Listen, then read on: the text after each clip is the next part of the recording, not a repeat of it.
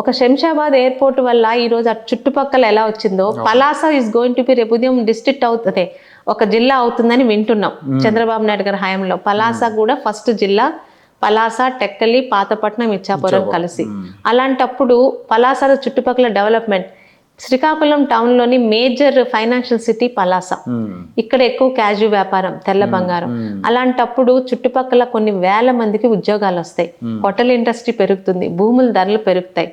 అంటే అవకాశం అన్నది ఒక్కసారే వస్తుంది, అదృష్టం. దాన్ని మనం ఉపయోగించుకోగలిగితే నేను కానీ నా పిల్లలు కానీ భవిష్యత్తులో ఉంటామో ఉండకపోతాం. కానీ ఒక 10 సంవత్సరాల తర్వాత శిరీషమ్మ వల్ల ఈరోజు గుజరాత్ వెళ్ళండి, మా శ్రీకాకుళం వాళ్ళే. ఏ ఊరికి వెళ్ళినా అక్కడ లేబర్గా పనిచేస్తున్నది ప్రతి ఒక్కటి శ్రీకాకుళం వాళ్ళే. వలసల జిల్లా పేరు నుంచి ఇక్కడే ఉద్యోగాలు క్రియేట్ చేసే తల్లిదండ్రుల పొద్దులు వెళ్ళరు కదా. చంద్రబాబు నాయుడు గారి రూపంలో ఒక అవకాశం వచ్చింది అంటే నేను అంటుంది ఏంటంటే ప్రజలు కూడా మారాలి, ఉద్యోగాలు రావాలంటే కంపెనీలు రావాలి. కంపెనీలు రాగానే రంగుల జెండాలతో మొదలైపోయి వీటి వల్ల ఇక్కడ పర్యావరణ నాశనం ఎక్కడ అవ్వట్లేదండి.